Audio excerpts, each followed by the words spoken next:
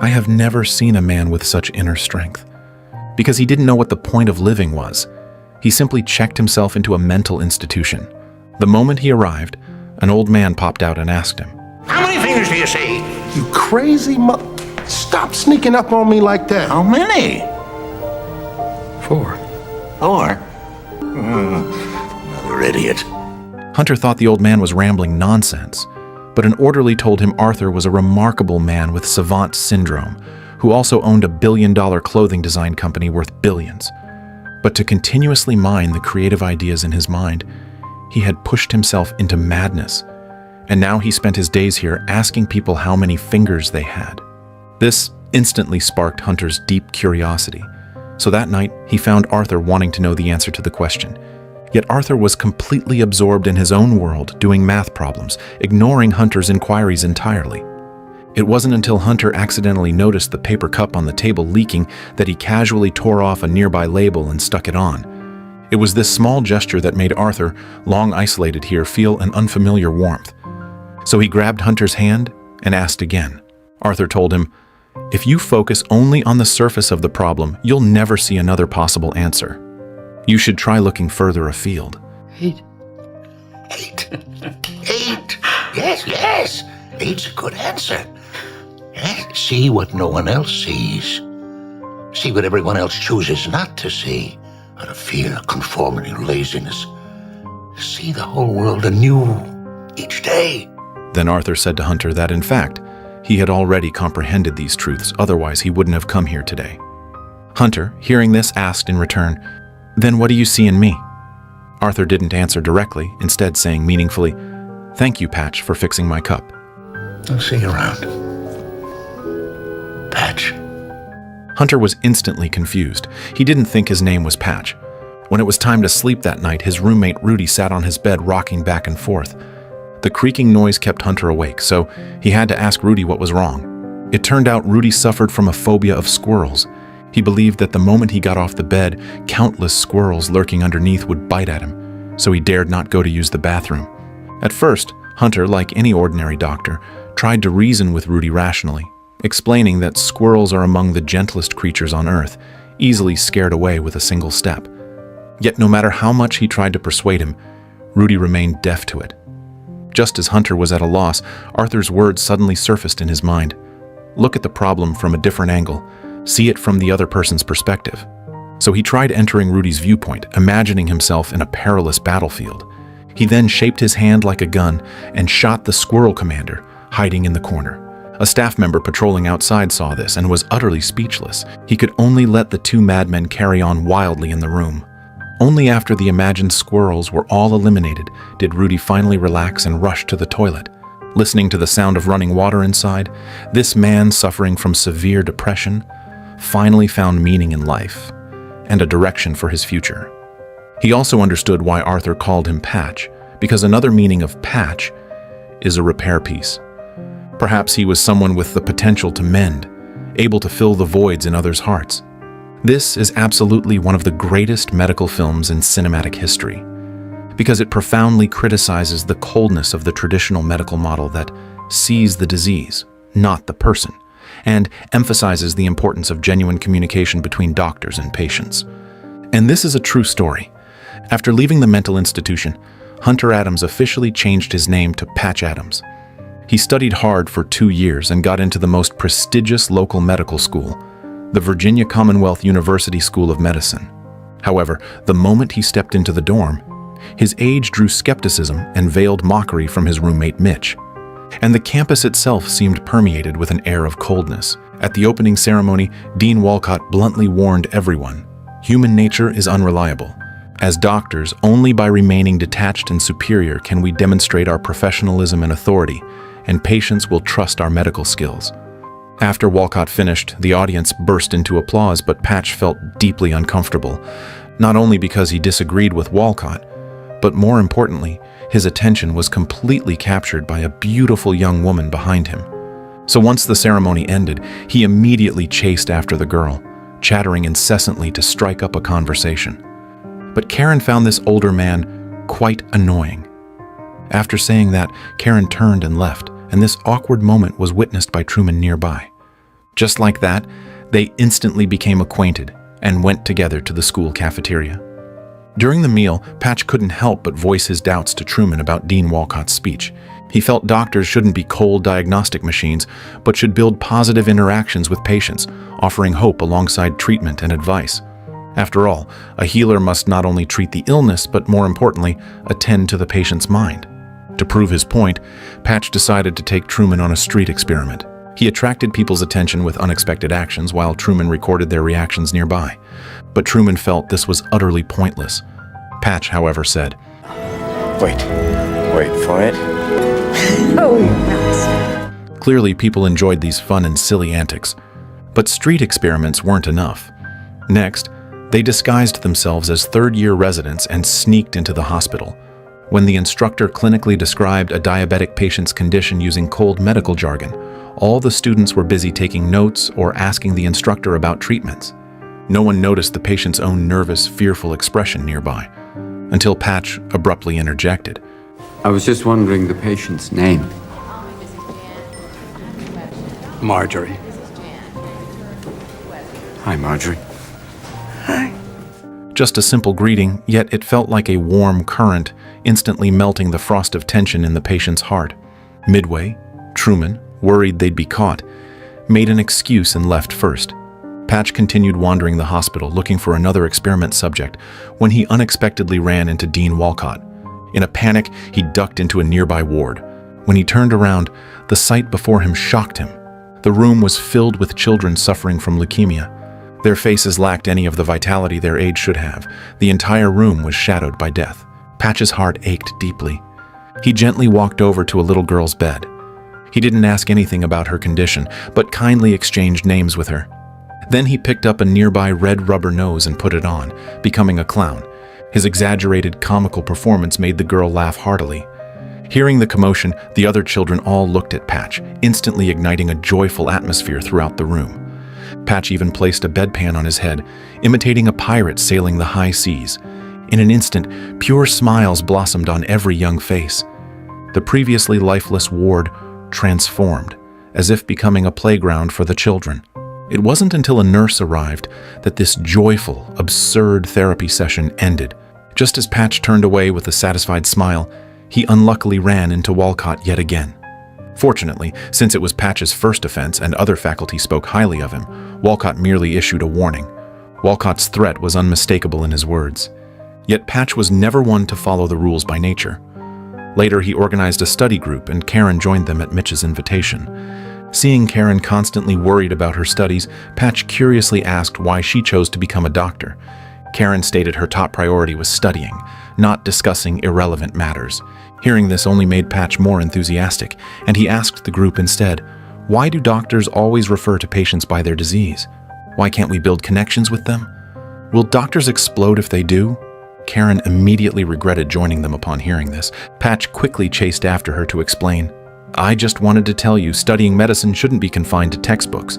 We learn more from the patients themselves." But Karen countered, "Have you noticed only 8 women among the 163 students in our class? I worked extremely hard to get here, and I must work even harder to stay, so I won't waste time on your good doctor theory." With that, Karen rode off on her bicycle. Yet her independent and earnest spirit only drew Patch in more, so he began passionately pursuing Karen, which further fueled Mitch's dislike for Patch. Karen remained cold as ice. Meanwhile, Patch never forgot the children needing care, often visiting the hospital in wild costumes.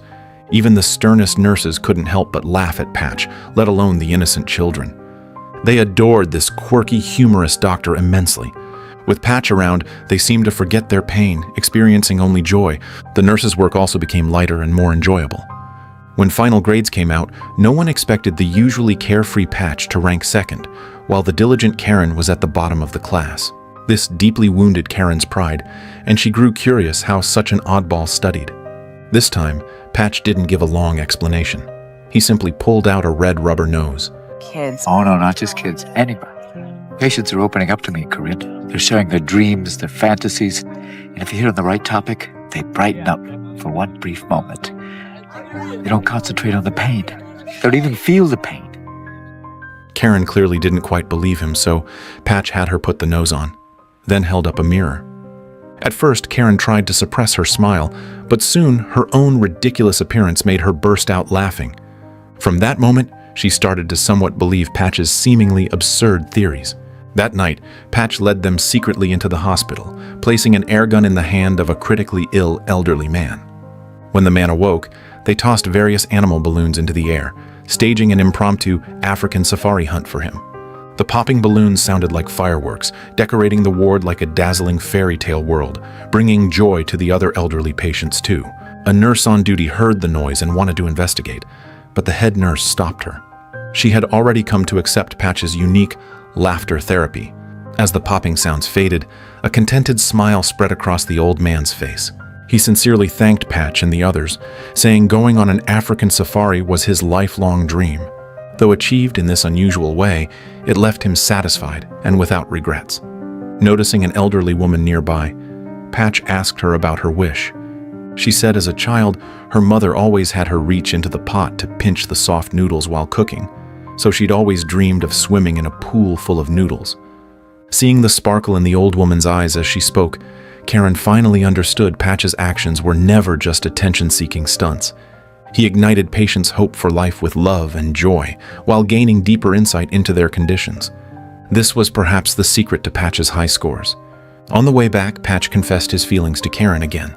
This time, Karen still didn't agree, but she didn't refuse outright either. Instead, she smiled warmly and wished him good night.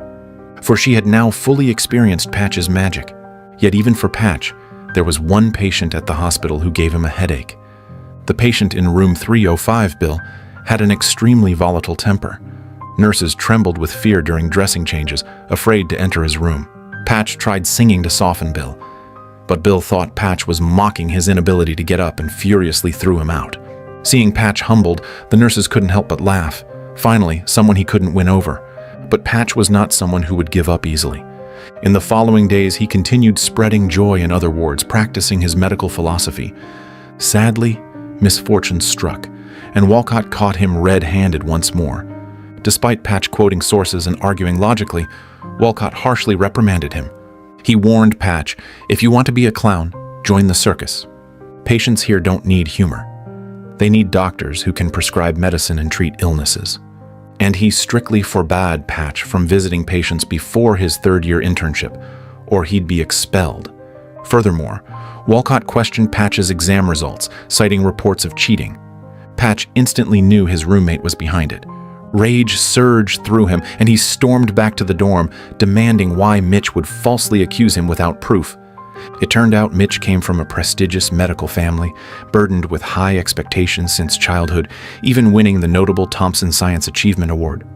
To become the exemplary doctor his parents envisioned, he studied day and night, researched countless medical cases, striving to save lives at critical moments. But Patch? He slacked off daily, yet still ranked second in the class. This stark contrast left Mitch deeply resentful, for it was a talent he could never reach. They parted on bad terms. Feeling helpless, Patch could only turn to Truman to pour out his distress, but unexpectedly, Truman also somewhat agreed with the dean's approach. After all, hospitals are places of pain and death. But Patch countered. We're all dying, Truman. Our job is to increase health. You know what that means? That means improving the quality of life, not just delaying death. Truman couldn't immediately judge who was right or wrong, and could only advise Patch to keep a lower profile in the future. But if he knew how to be low-key, he wouldn't be the one and only Patch. The very next day, he ignored Walcott's warning and went directly to Bill's bedside, dressed as an angel. He used poetry to express Bill's despair toward life. It turned out Bill suffered from a terminal illness, enduring immense pain every day, which filled him with despair and anger towards the world. But Patch's angel costume shattered the cold barrier between doctor and patient, gently opening the door to Bill's long-shut heart. Bill finally laughed heartily, able to face his remaining time with peace. However, Walcott still harbored resentment over Patch's unorthodox ways. After class one day, Walcott announced that the school would host a grand obstetrics and gynecology lecture the following Monday, gathering leading experts from across the nation. Walcott then assigned Patch the task of hosting, emphasizing that the welcome ceremony must suit the experts' status and position, ideally making them feel completely at home. Anyone could see this was Walcott deliberately setting Patch up for failure. Yet, Patch wasn't worried at all. Instead, he confidently stated he would do an excellent job. Early the next morning, when Walcott led the visiting experts towards the lecture hall, he was stunned speechless by the sight before him. Come on in! Whoa! Come on! Come on! Come on! Walcott was furious, his face livid. But some experts smiled knowingly because for their profession, this truly had a home away from home feeling. After the lecture, a humiliated Walcott decided to settle both old and new scores. He announced Patch's expulsion on the spot, permanently ending his chance of becoming a doctor. Patch had no choice but to plead his case with President Anderson. Fortunately, Anderson considered Patch's excellent grades and acknowledged that his laughter therapy genuinely improved doctor-patient relations, so he agreed to vouch for Patch.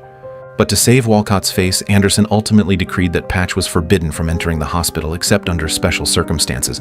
Yet trouble arrived soon enough. That night, Bill was in his final moments. He asked a nurse to find Patch, requesting he sing their unfinished song one last time. But this time, Patch choked up, unable to sing the previously cheerful melody. Because who could remain unmoved watching a vibrant life fade away right before their eyes?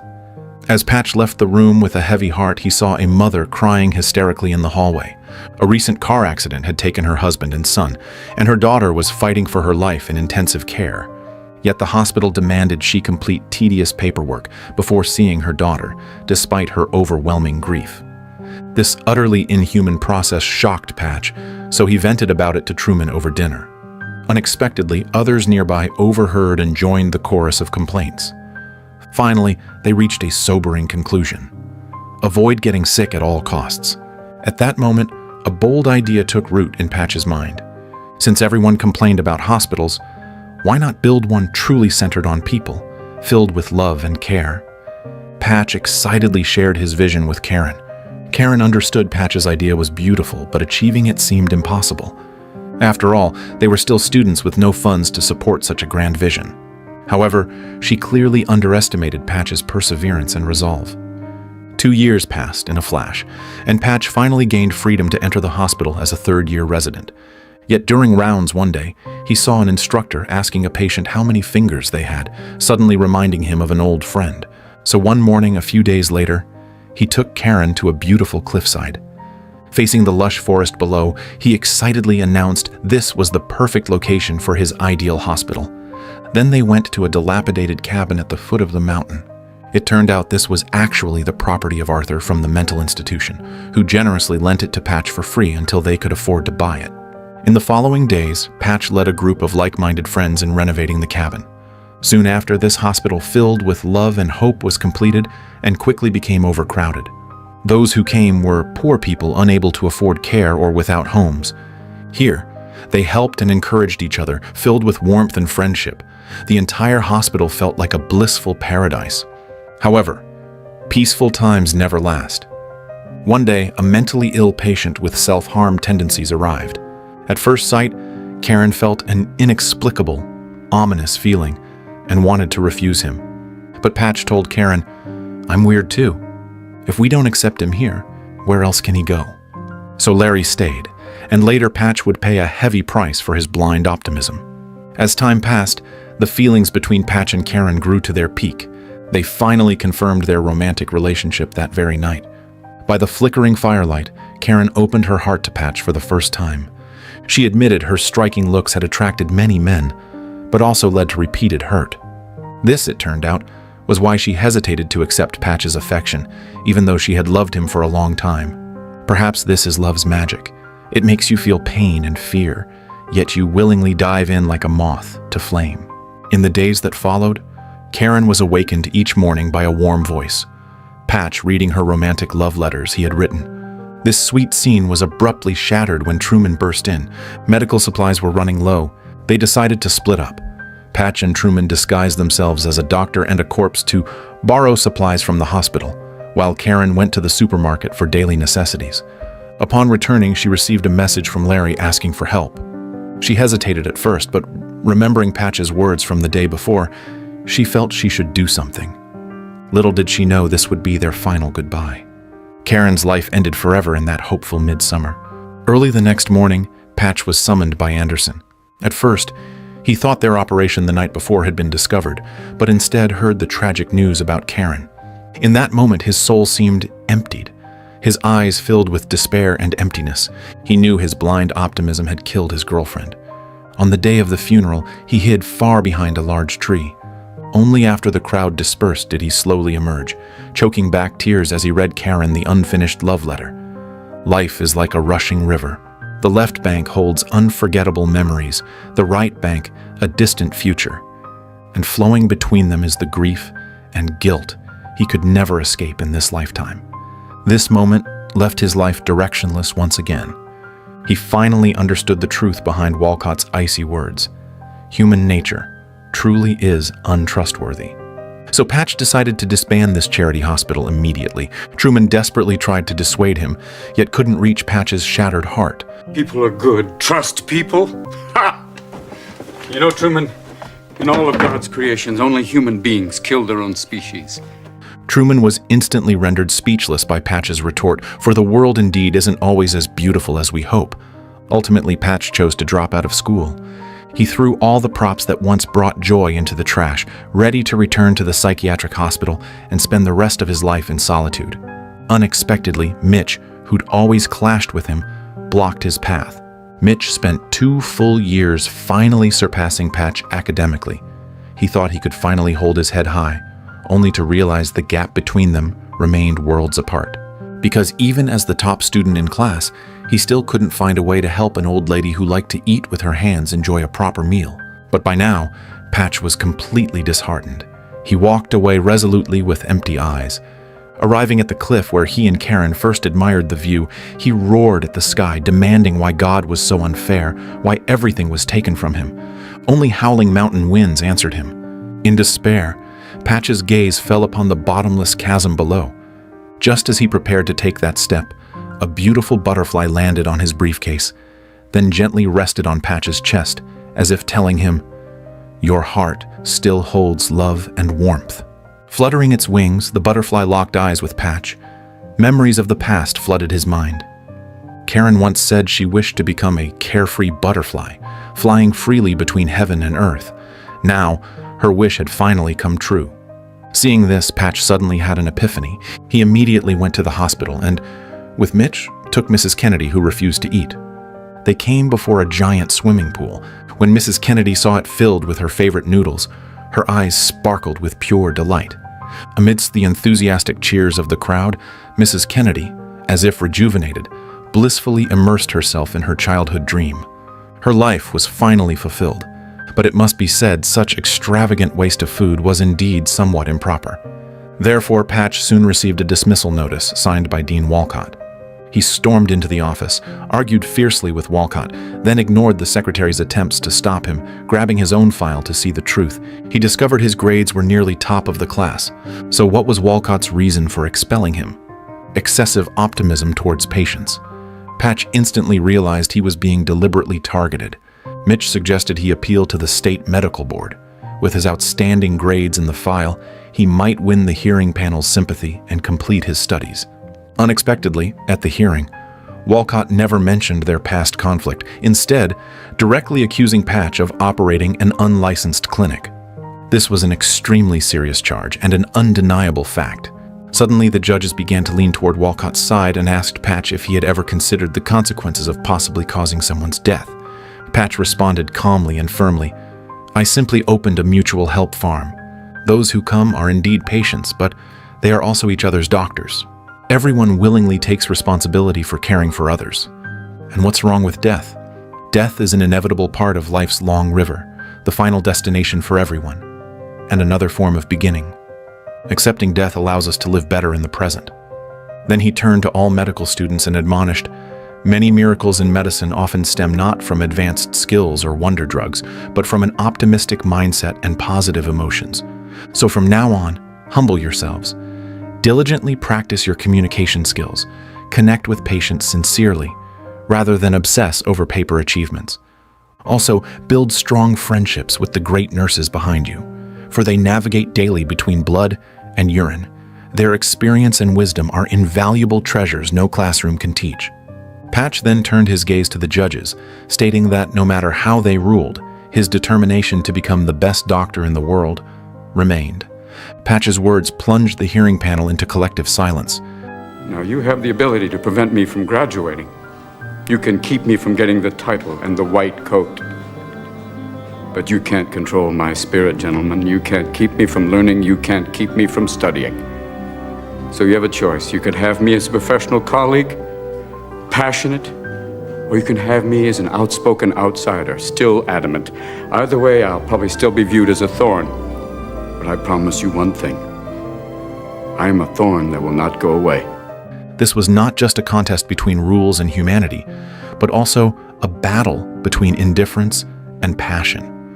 Just as the judge was about to deliver the verdict, Truman suddenly burst through the door with a group of people. It was the children with leukemia from the hospital and their parents. They had all put on those red rubber noses, symbols of the joy and hope Patch had once brought them. Countless gazes now held complex gratitude. Though 1,000 words could be spoken between them, a single look of trust was enough to declare Patch's victory. Finally, the medical board reached a unanimous opinion. They acknowledged that Patch's actions, while breaking existing medical systems and concepts to some degree, also provided new ideas for improving them. Despite some regulatory violations in the process, they could not obscure the contributions he had made to patients. Therefore, they decided to dismiss Walcott's complaint and upheld Patch's right to continue his studies at the school. You carry with you a flame, which one could only hope would spread through the medical profession like a brush fire. And Dean Walcott, in the future, I think matters like this could best be solved if you yourself would practice a little excessive happiness. The courtroom erupted as the verdict was announced.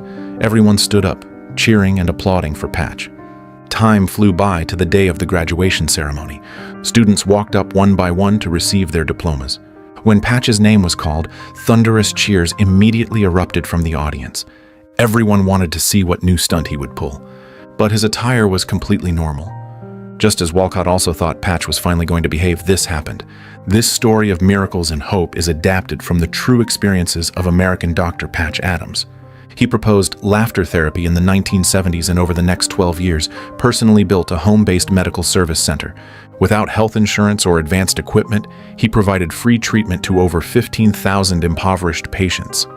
Later, he even purchased 105 acres of land in West Virginia, planning to build a larger hospital dedicated to providing free medical services and humane treatment to more people. And by the time the film was made, nearly 3,000 doctors had resigned to join Patch's cause. Yet sadly, Robin, the lead actor who brought joy to countless fans, ultimately could not escape illness's grasp and died by suicide at home in 2014 due to depression, aged 63. Truthfully, Patch Adams is not a perfect feel-good film. It might be overly idealistic, even melodramatic in parts. Even Dr. Patch Adams himself publicly criticized the film for being overly dramatized. But it's undeniable that it genuinely spurred public re-examination and attention towards doctor-patient relationships. The reason the film's Patch could rise from the lowest point in his life wasn't just due to his persistence with laughter therapy, but more because he understood how to find his self-worth in the needs of others. He made children laugh with a red rubber nose, decorated a dying old man's dream with balloons, and fulfilled a grandma's wish with a pool of noodles. These seemingly insignificant acts were like patches, mending the broken spirits of others while quietly stitching together the wounds in his own heart. Yet reality is far more complex than film. We may not have Patch's talent or passion, nor enough courage to challenge authority, and certainly not the ability to change the whole of society. But this absolutely does not mean we can easily give up. As Patch said, "Death is not the enemy. Indifference is." Remember, true strength is never about being invincible.